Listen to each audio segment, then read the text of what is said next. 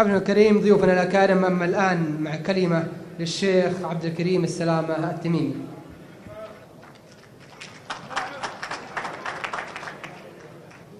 بسم الله الرحمن الرحيم.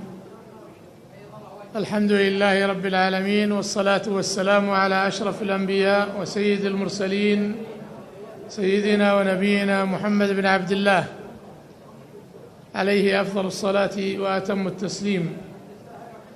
بادئ ذي بدء، انطلاقا من حديث الرسول صلى الله عليه وسلم: من لا يشكر الناس لا يشكر الله.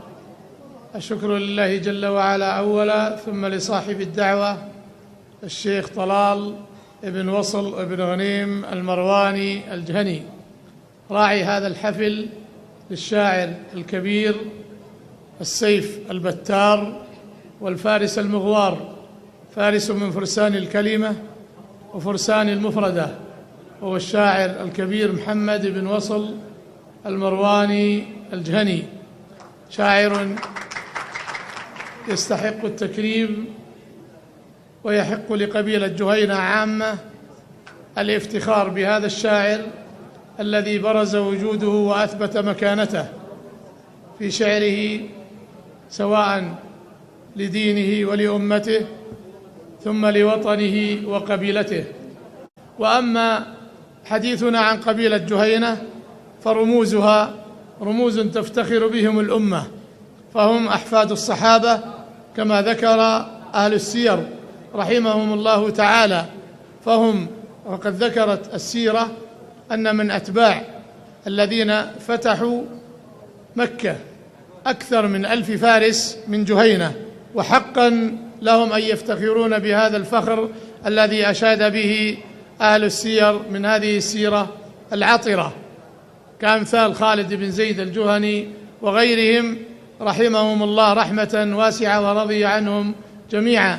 ويكفيكم شرفا يا قبيلة جهينة أن النبي صلى الله عليه وسلم وصف أشرف الملائكة وهو جبريل عليه الصلاة والسلام برجل من جهينة، وهو دحية الكلبي رضي الله عنه وأرضاه.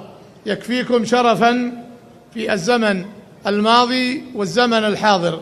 ففي الزمن الحاضر كما وقف الشيخ سعد بن غنيم ومن قبله أجداده من الشيوخ الأكارم كأمثال الشيخ صلاح والشيخ عودة المرواني الجهني، وكذلك مطلز المحابيس الشيخ سعد بن غنيم رحمه الله رحمة واسعة، كما سماه الملك عبد العزيز بن عبد الرحمن الفيصل مؤسس هذا الكيان الشامخ الذي ننعم ولله الحمد والمنة بفضل الله جل وعلا، ثم بفضلهم ومعه من الرجال الأفذاذ، سواء من العلماء أو الأبطال أو الشعراء أو الأدباء أو الحكماء، رحمهم الله جل وعلا رحمة واسعة. ينبغي علينا أيها الإخوة، وأنا من هذا المنبر أؤكد على ما أكد عليه المشايخ قبلي، الشيخ طلال بن وصل بن غنيم والشيخ عبد الكريم الحميدي الجهني، من الحث على هذه اللحمة الوطنية التي تخدم ديننا وأمتنا. فنحن ولله الحمد ننعم بدين عظيم جمعنا بعد الشتات والفرقة، وننعم بأمن واستقرار. ينبغي علينا أيها الإخوة، أيها الآباء، أيها الأبناء، أن نحمد الله سبحانه وتعالى على هذه النعمة العظيمة، نعمة الإسلام ونعمة الأمن ونعمة الاستقرار. فهذه النعم أيها الإخوة إذا حمدت وشكرت بقيت ودامت، وإذا كفرت هذه النعمة زالت عنكم كما زالت عن غيركم. والإنسان والعاقل هو الذي يتعظ بغيره، والشقي من وعظ الناس به. خذوا العبرة ممن تدور عليهم الدوائر في كثير من البلدان التي بجواركم، دارت عليهم الدوائر، فينبغي علينا أخذ العبرة وأخذ هذه العبر حتى تكون لنا نبراسا برعاية أبنائنا وحثهم على تقوى الله عز وجل، وعلى الالتفاف حول علمائهم وعلى قادتهم وزعمائهم أسأل الله تبارك وتعالى أن يجعلنا وإياكم من الموفقين دائما.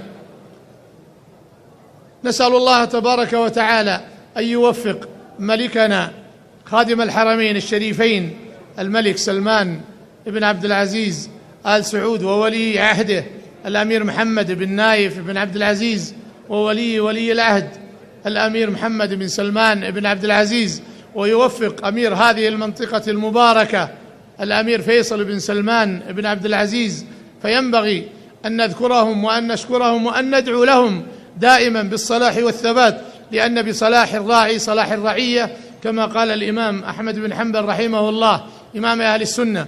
وهناك من ينسبها إلى الإمام الفضيل بن عياض التميمي رحمه الله رحمة واسعة من كبار التابعين، يقول: لو أضمن أن لي دعوة مستجابة لجعلتها لي ولي الأمر، لأن بصلاح ولي الأمر صلاح الرعية بإذن الله عز وجل. فادعوا لعلمائكم وادعوا لقادتكم بالصلاح والثبات حتى تنعمون ولله الحمد بهذه النعم، وتبقى وتدوم لكم بإذن الله عز وجل. وأصالة عن نفسي ونيابة عن من حضر معي في هذا الحفل المبارك، الأخ فهد بن صالح السلامة التميمي، والشاعر ممدوح بن زيد الفيصل التميمي، وكذلك الشاعر عبد العزيز بن راشد الشهيل التميمي، مشاركة لهذه القبيلة بهذا الحفل الذي نسأل الله جل وعلا أن يجعله حفلا مباركا، وأن يتم علينا وعليكم النعمة، وأن يحفظنا وإياكم بحفظه ورعايته. وبدءا أو نهاية على ما بدأنا به، شكرنا الشكر الجليل والعزيز للأخ الفاضل الشيخ طلال بن وصل بن غنيم المرواني الجهني لتكريم هذه القامة، الشاعر الكبير والسيف البتار والفارس المغوار محمد بن وصل المرواني الجهني. والسلام عليكم ورحمة الله وبركاته. نشكر الشيخ عبد الكريم السلامة التميمي على هذه الكلمة.